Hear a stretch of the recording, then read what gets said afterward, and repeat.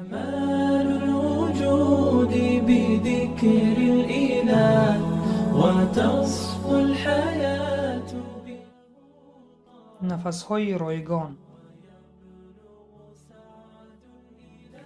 مرد 78 ساله را به بیمارخانه بستری کردند و به او نفس صنعی دادند.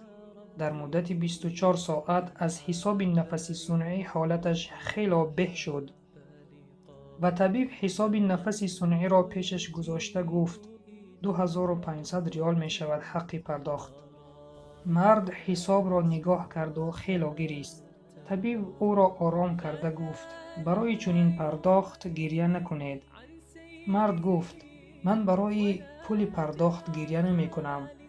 من قادرم که بیشتر پرداخت کنم. گریه من به سبب این است که در مدت 24 ساعت برای نفس صنعی از من 2500 ریال پرداخت طلب کردند. اما طول 78 سال است نفسی تازه کشیدم لکن باری نپرداختم.